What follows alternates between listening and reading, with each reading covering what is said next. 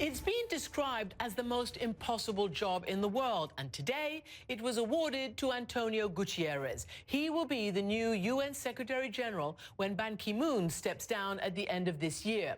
There are many serious challenges on the UN docket, perhaps none more pressing than the 5.5-year Syria war, which reached ever more shocking heights of depravity this week. And today, Guterres pledged to put human dignity at the core of his work. He's almost perfectly qualified to take the helm right now after 10 years as UN High Commissioner for Refugees, and he's the first SG to have held executive power in his own country as Prime Minister of Portugal for 7 years. All these skills and experience are needed now, perhaps more than ever, in a world that seems paralyzed, unable to end severe crises. So joining me now live from the UN is Antonio Guterres. First of all, welcome and congratulations. It's a pleasure, and thank you very much for your kindness. Is it a little, though, a poison chalice? I mean, you know better than anyone, having dealt for the last 10 years with the world's greatest ever refugee crisis and watching what's happening in Syria on a daily basis. I mean, where do you even start? Well, first of all, I'm not yet the Secretary General. I will be only from the 1st of January. I will be preparing intensively to do the right thing when I finally will start my functions. But I would say that if we did something today is a surge in diplomacy for peace. We are seeing a multiplication of new conflicts. Old conflicts never die. Power relations became unclear, impunity and unpredictability everywhere. And I think it's necessary to try to make all people understand, all states understand, that these are wars in which nobody is winning. Everybody is losing. And so it's much better for everybody to come together, to put aside different interests, different perspectives, and to really make peace, to really create the conditions for peace to prevail, to make sure that spoilers will no longer be able to avoid peace to be reestablished. Okay, the human suffering we are witnessing, and if you look at Syria, I have to say, for me, it's a personal obligation.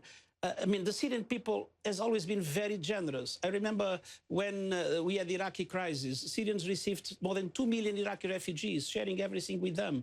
Palestinians would enjoy in Syria the best level of rights of all the region.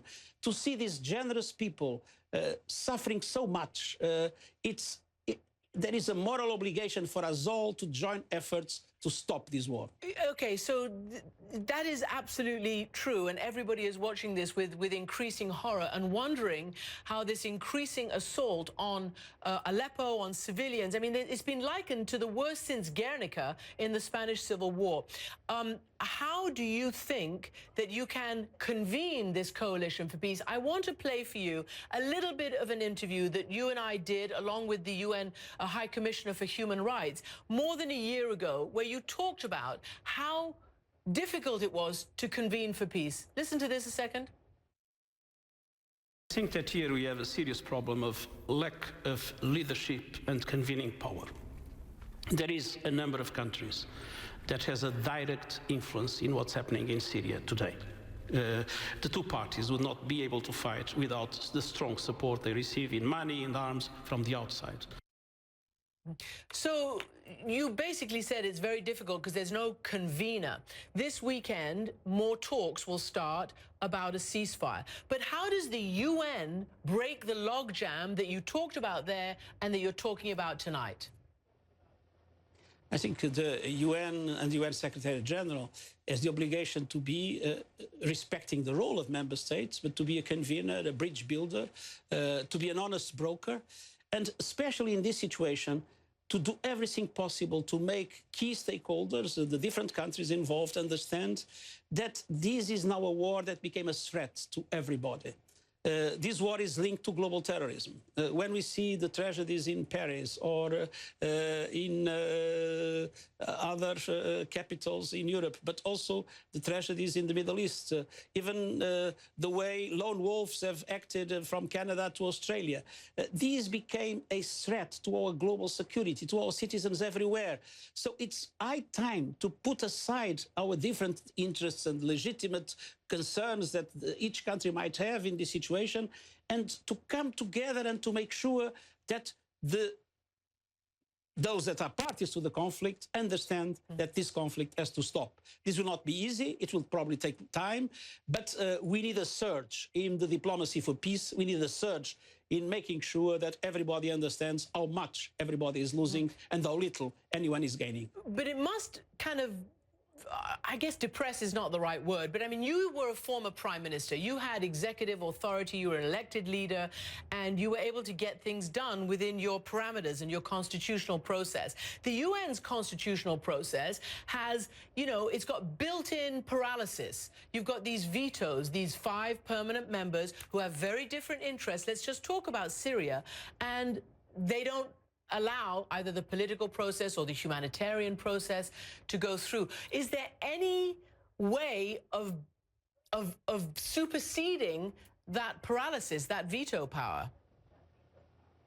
Well, the only way for a Secretary General that has not power in himself is persuasion, is to be permanently active in bringing people together and making sure that they understand how much they are all losing and how much they are risking for the security of their own peoples. That's the only thing we can do. The Secretary General is not the world leader. The Secretary General doesn't command armies in these conflict situations. There is, of course, the peacekeeping dimension, but that's a completely different story. It is that capacity to be a convener, to be a catalyst, to be a bridge builder that, in my opinion, needs to be very strongly intensified in the near future. Right to protect was one of the outgoing Secretary General Kofi Annan's main pieces of legacy, and yet that has never really been enacted. What's happening now is that a lot of world leaders are accusing the Syrian regime and their Russian enablers and helpers of committing war crimes in Aleppo with the relentless bombardment of civilians and hospitals, etc. This is what Sergei Lavrov, the foreign minister, told me about those accusations when I spoke to him yesterday. Well, war crimes is something which we can discuss in the appropriate structures. There are internationally recognized procedures for this, and it's better to do this, to use them rather than the media, to make yourself more visible, which is the goal of quite a number of my colleagues, unfortunately. On the investigation of the humanitarian convoy attack, the United Nations Secretary General launched the investigation, and I strongly insist those who have any information related to what happened, they should respect the investigation and submit the information to the Secretary General of the United Nations. Well, that was a long way of saying that war crimes have to be investigated in the correct forum. So there was a special tribunal set up for Yugoslavia, for Rwanda. Do you see, and would you lobby for, a special tribunal to be set up to adjudicate accusations of war crimes in Syria? I think it's important to recognize that in between we have an international criminal court. And at the time, those special tribunals were created in the absence of international criminal court.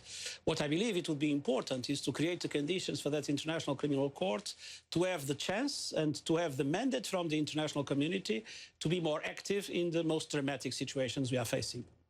I'm not sure whether Syria is a member of that, but I will check on that. Can I ask you, you have a lot of challenges ahead.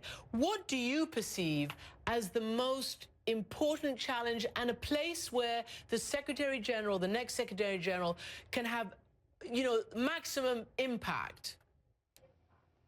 I think the biggest challenge is this dramatic absence of peace in today's world, is this horrible multiplication of new conflicts and the link between conflicts and global terrorism, and the need for the Secretary General to make it a first priority of his action, knowing the limitations of his powers, but knowing also that sometimes the power of persuasion, the power of bringing people together, the power of making people understand what their real interests are, can overcome enormous difficulties.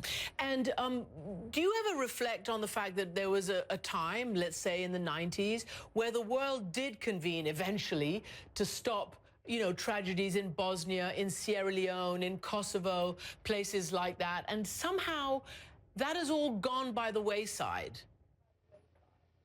Well, I think it's important to understand that the world has had a bipolar situation in which the rules of the game were clear. Then the world had a unipolar situation, which again, the rules of the game were clear. But now we live in a world that is not yet multipolar, no longer bipolar or unipolar, is to a certain extent a chaotic world. And it is in this chaotic world that is becoming very, very difficult to bring together the efforts necessary for peace to prevail in the most difficult situations we face. I am a true believer in multilateralism. I am a true believer that in a multipolar world, multilateralism can be successful, but we need to make an enormous effort in global governance to make things move in that direction. We are still very far from it. And I just need to ask you one more question. Are you going to try to have gender parity, in other words, equal numbers of women in your sort of cabinet, in your official immediate circle? Yes. Good, excellent. Well, on that note, Antonio Guterres, the new UN Secretary General designate, thanks so much for giving us your first interview.